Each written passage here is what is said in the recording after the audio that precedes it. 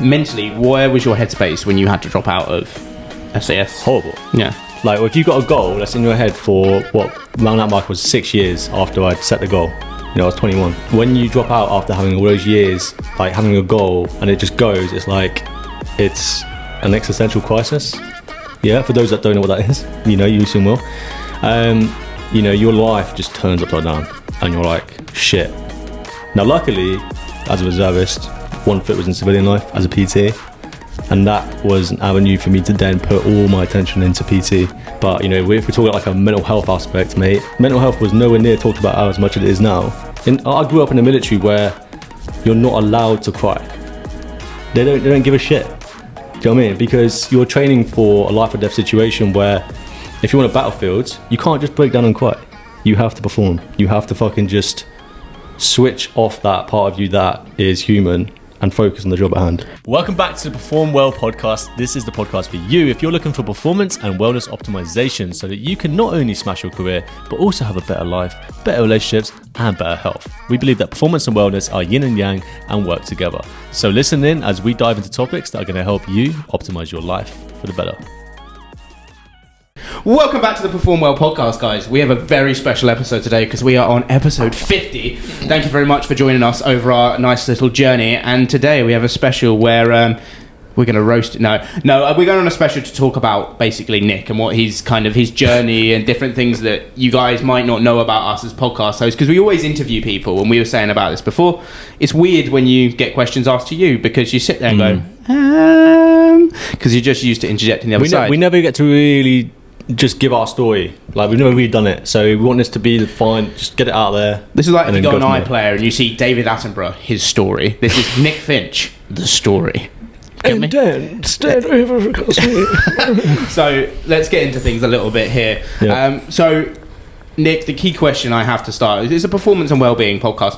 Why did you personally get into health and fitness? Like, what dragged you into that role? That was a very nice start. I thought it was going to be worse than that. Guys, to be honest with you, in the last podcast, if you listened to it last Sunday, it was similar to you, actually. I was skinny, not fat, skinny. Yeah, you were skinny fat, which is worse, but I was just skinny. But obviously, as growing up, you get bullied, don't you, when you're skinny? People think that they just take advantage of you. You know, they bully you verbally, physically, because you can't really do anything. You're really small, skinny, lean, lanky. Oh, I hate it. I mention those words because they're the words that were used against me, you know. And yeah, so none of my family really into fitness. Growing up, I was fucking skinny, lanky, got pissed off with it. Suddenly, one summer, I just sprouted to 6'4", taller than everyone in my class, you know, but still really skinny. And then I basically, because my mum and dad split up when I was 11, moved into Reading, far away from all of my friends, had a lot of time by myself, so I started learning to do things myself. Wasn't all easy, obviously. And then basically, I thought, right, I need to do something. I'm coding like video games all the time. I want to do a video game company at some point, was my plan. And I was really unfit, and then one day I see Bear Grylls on TV with his stung face like this, swollen like this, from where he got stung by a bee. He's like, fuck. Have you seen that? And I was like, shit, there's something so exciting about seeing Bear Grylls do all this crazy stuff, skydiving from planes. You see all the scenery that he's in, the lava lakes and everything like that. And then I thought, shit, that's what I want to do. And then got his book, read it, got enthusiastic about it, and then found out that he joined the SAS. And then basically that's where it started. So I literally just, because this is what I do, I find something I want, I absorb, I immerse myself into it, and then I just start taking action towards it. And then as soon as I put that on the wall, SAS, I started researching about it, and I thought, I can't just join the SAS because you can't. So then I thought, what's the stepping stone? So I need to join the army. So then I joined the army. The army was too easy. Joined the Marines, found my match. Left the Marines, joined the SAS, tried doing the selection process. And then, you know, for many reasons, we got to the halfway mark in training. This was reservist, by the way, so you can join a civilian. And it just got massively downhill from there. I was already a PT by that point, so being a PT and being a reservist is fucking difficult. Like you're doing a PT work, which is 7 a.m. till 8 p.m. every day, Monday to Friday, and on the weekend you're going to Wales, 130 pound back on your back, doing penny fan, route fan dance, running up mountains, all that stuff, and then you got to come back on Monday and do PT all over again. It was fucking chaos. How did you manage that at that point in time? Physically, I didn't. That's one of the reasons why I failed, because got a 6 month mark and I was on a march, got lost, and everything was overwhelmed. I wasn't getting enough food in because I wasn't earning enough as a PT, because I just started, and you know how it is when you first start, your income is fucking shit. So I'm getting no income basically, couldn't really eat properly. I was in debt, growing debt. I'm going to the SAS training facility near Basingstoke, by the way, and I was just always under nutritioned. Like I always felt like I was falling behind. I wasn't recovering very well. Everyone's fitness was slowly improving. Mine was staying kind of stagnant, and I'm forcing myself to do runs at a certain pace rather than feeling like I can perform well doing it. So performance was shit. And it got to a point where I just couldn't take it anymore. And you know, part of having your foot in the military world and having one foot in the civilian world is that the civilian world is much better. Yeah, the military world is not all it's up to be. There's a lot great to it, but if you're looking for a great life, the military is not going to give you a great life. It will give you skills to help your life, but if you focus just on military life, it will fuck you up. And I'm not saying because I've got loads of experience with that, but because I know people that were full-time soldiers and reservists. Reservists tend to be a little bit more well-balanced, but for the full-time guys I met, some of them are fucked. Like when they go civilian life, they're on the streets. They're on the streets, no money. The government doesn't help them. They don't get any fucking support. Some of them lost their legs, limbs, stuff like that. It's fucked. Military life's tough. Is that where, so like companies like the Salvation Army come in then, don't they? Like to help people, like... Salvation Army, is that the right charity? I think it might, I don't know. It's all about something else. They're the charitable organisation that help homeless people and people who have served, I do believe. I think so. I think so, but like companies like that come in to try and help people, don't they? I find it just incredible when you speak about it, how difficult it is, because anyone I think thinks about army or marines, and this is to me really simplifying things, people think shoot gun, run up hills, shoot gun, they think that's it. But the realism the realism of it is the fact that you have to do such a hard selection process to even get anywhere close to being selected, and even at that point in time you're not guaranteed selection. And you know, it's almost like it's difficult. What did you do when you mentally, where was your headspace when you had to drop out of SAS? Horrible. Yeah. Like if you've got a goal that's in your head for what around that mark was 6 years after I'd set the goal. You know, I was 21 when I decided to do it. Joined the Marines when I was 17. When you drop out after having all those years, like having a goal and it just goes, it's like it's an existential crisis. Yeah, for those that don't know what that is, you know, you soon will. You know, your life just turns upside down and you're like, shit. Now, luckily, as a reservist, one foot was in civilian life as a PT, and that was an avenue for me to then put all my attention into PT. At the start, I took my military kind of style and I used to smash people in the gym. As a lot of my clients, if they're watching, obviously, my old clients, they got smashed. And then I learned to be a bit more empathetic over time. But, you know, if we talk about like a mental health aspect, mate, fucking mental health wasn't talked. It sounds like I'm fucking 60, but it's not. It's literally like 8 years ago. But back then, 8 years ago, mental health was nowhere near talked about as much as it is now. And I grew up in the military where you're not allowed to cry. They don't give a shit. Do you know what I mean? Because you're training for a life or death situation where if you're on a battlefield, you can't just break down and cry. You have to perform. You have to fucking just switch off that part of you that is human and focus on the job at hand. How do you think being in that SAS selection has affected you mentally now? The SAS selection? Yeah. Or just the whole journey? The whole military journey? Yeah. How do you think that's affected your mentality now? I mean, mate, at the end of the day, you do suppress yourself, but there was a reason for that, obviously, like I just explained. And like, unless you're doing that kind of job, like in civilian world, that's not necessarily healthy. But in that kind of job, you need to be able to switch off. You can't go in emotional at all. But that's probably been the hardest thing. Like, my dad is not the most emotionally available man, you know? Like, I think you could probably say a lot of dads like that, I would say. My dad's similar. Similar? My dad's similar. So it's pretty, I think most dads probably grew up that way in the past. And so, you know, you've got that aspect. Then obviously you've got the military life where, you know, they're all father figures themselves. And they're bringing that into that world, plus the emotionless aspect. And then you take that in the civilian world, and then you just assume everyone's like that. Yeah.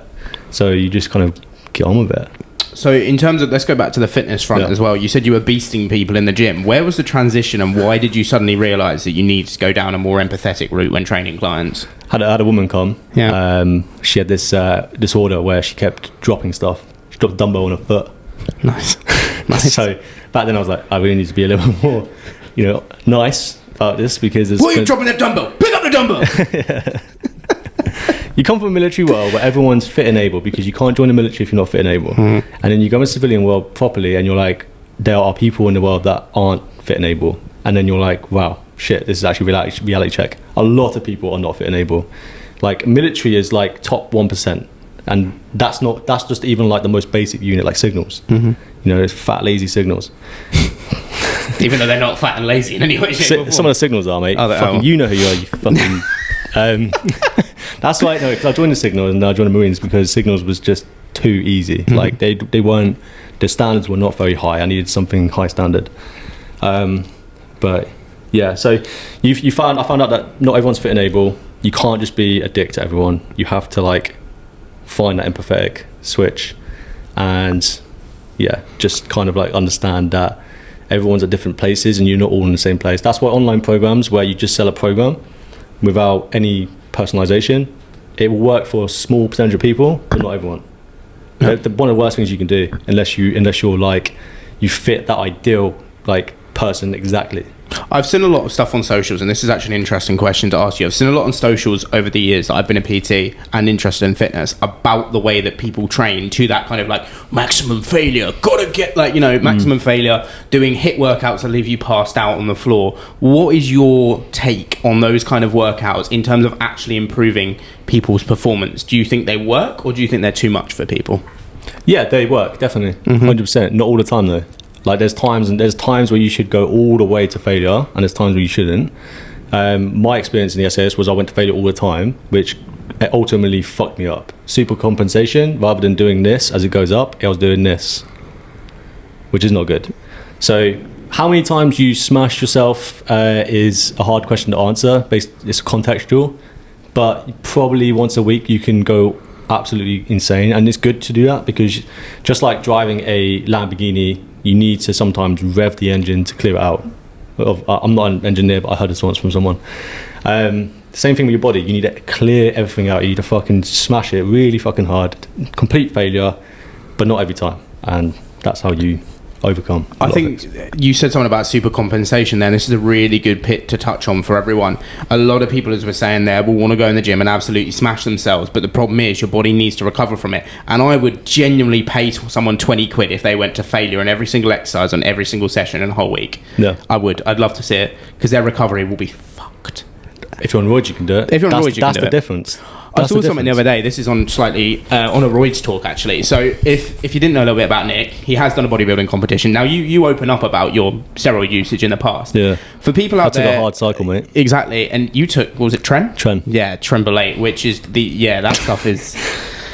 Whew. But so for you going through that steroid, because obviously when you're in the military and then you went into the bodybuilding world, how did you go down the route of suddenly going down and taking steroids? Like, what mentally made you go, oh, actually, I'm interested in taking these? Well, in the military, like, you're doing more cardio now, so you'll know this. You'll understand this more than you did maybe before. Yes. But when you're in the military, it's a very active job. Your running is the most important thing. You have to be really good at it. So obviously your body's constantly getting tired. You can't really lift very heavy. It's very hard to lift heavy, and then you can't really gain much muscle very easily from doing that. So when I ultimately decided to leave, then I had all this empty energy and time, and I was like, right, I'm going to finally crack the skinny arms and the skinny shoulders kind of thing. So bodybuilding was my avenue. Now I trained for 3 years in the gym, smashing everything, doing DTP training, doing GVT training, doing bodybuilding splits, doing powerlifting, doing fucking calisthenic work, doing every fucking thing you can imagine. Nothing changed. 3 years later, I could maybe 10 kilos more on the bench press. And then discovered a book called No Nonsense Muscle Building by Finch called The Skinny Guy Savior. And you know what he said? Eat more. Of course he did. Eat fucking more. So it was so simple. I made this massive overwhelming thing in my head that I can't do it. Track my calories. I was doing about 2,500, which is low for someone my height. So I jumped up to 6,000. Fucking hell. Because I thought I'm that kind of person, just fucking go all the way. I puked out fucking pasta once. It was so bad. And I just gained weight rapidly and strength and muscle. And then I actually got fat for the first time in my life. Not mega fat, but fat for me. Chubby. 18%. That's quite fat for me. Yeah. Mate, I've been up at like 25 before. Yeah. Trust.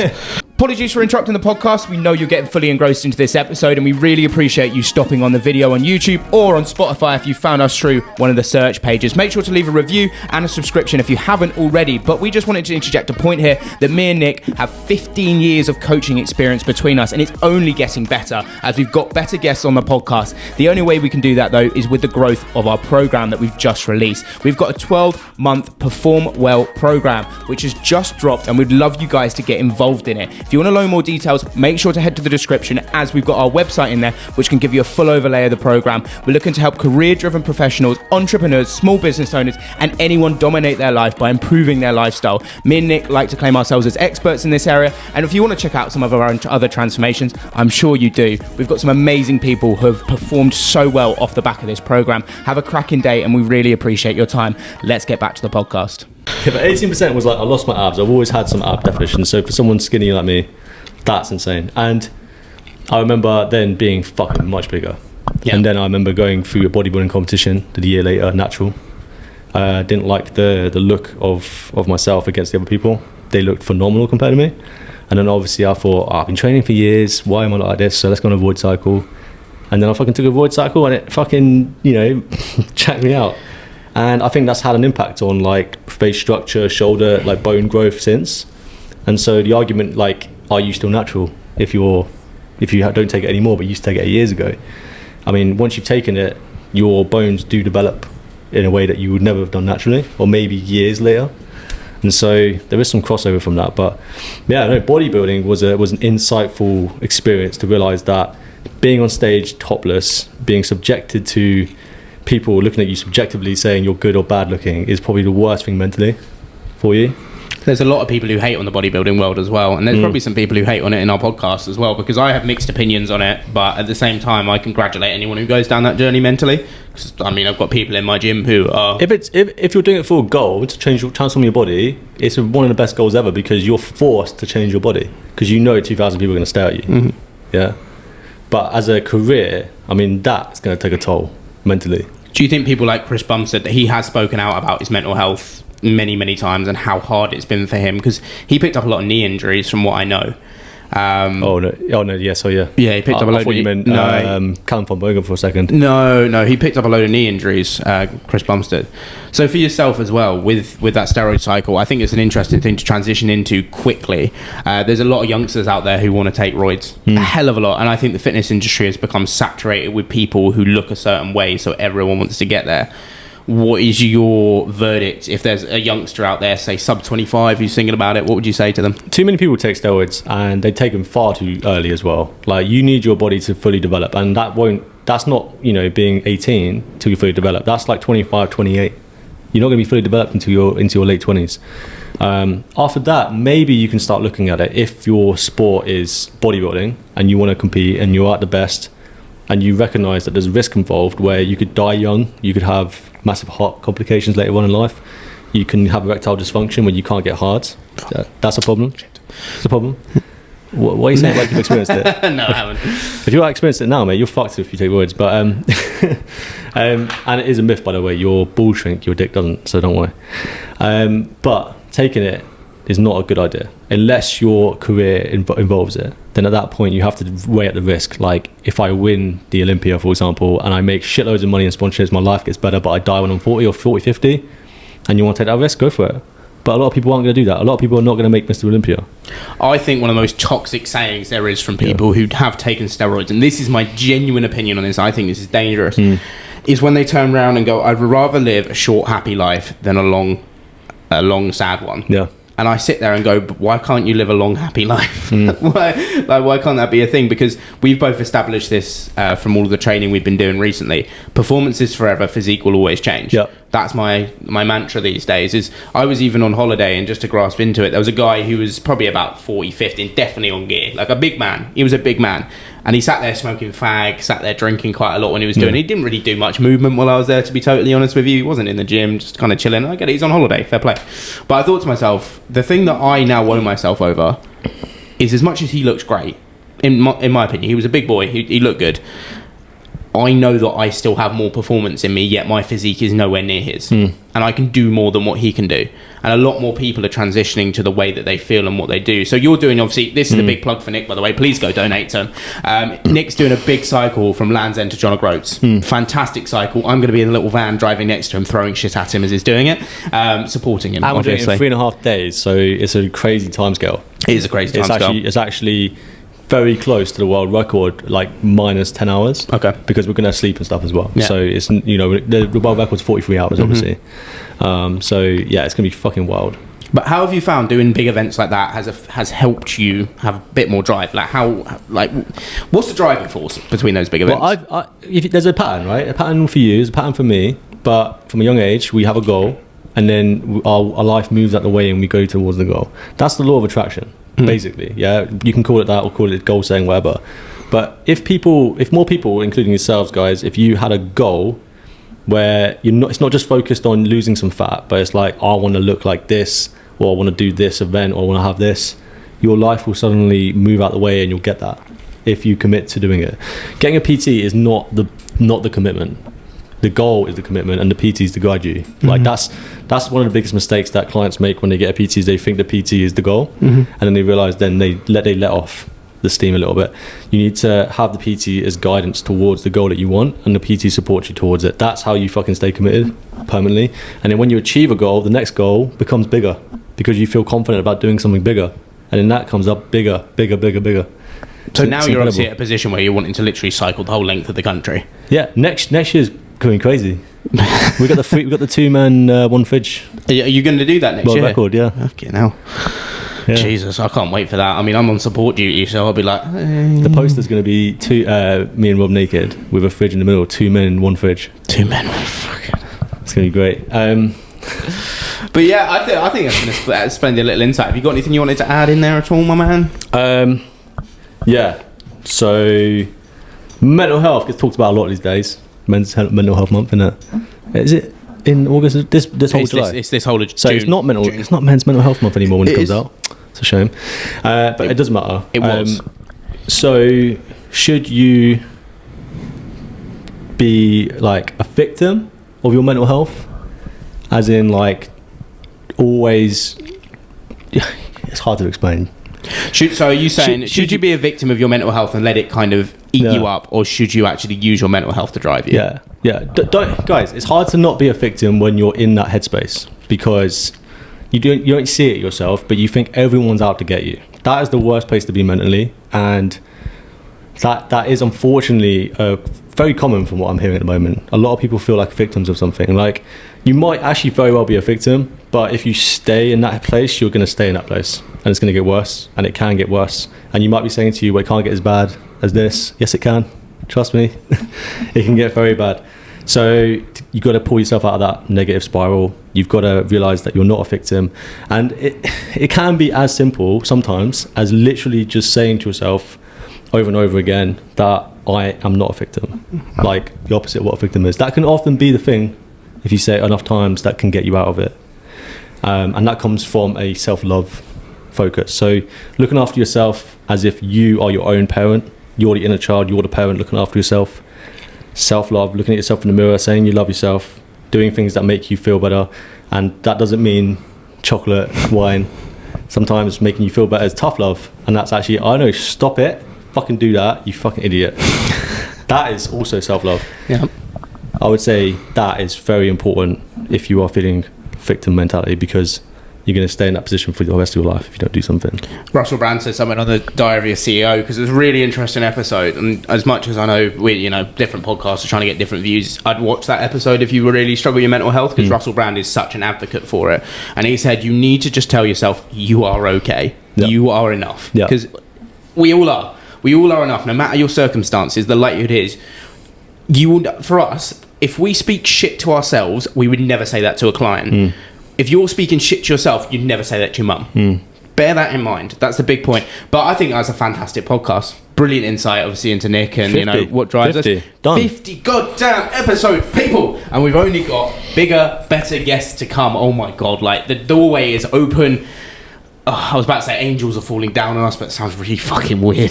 But guys, thank you so much for watching the podcast. Make sure to follow us over on Spot. Well, come on. That's a fucking System of a Down song. Is it? Yeah. Angels are falling down. Angels are falling. Wait, what is it? Chop Suey. Chop Suey. Oh yeah, it is a system. Chop Suey. Wake up. Wake up. Good end to the podcast. Make sure you're following us on Spotify, guys. Make sure to review 5 stars. We really appreciate all the feedback and everything that you give us. And if you'd like to see any guests, please make sure to plug away and just let us know who you want to see. Make sure to subscribe if you haven't already. Most of you guys that are watching have not subscribed. Come on, we're about 50% there. If you're watching the video, you want to watch more of it, make sure you hit the notification bell, leave some comments, and make sure to follow myself and Nick to get all the live updates of what's going on in our lives, as well as how we can help you benefit your performance and well-being this year. We will catch you later. Touch out.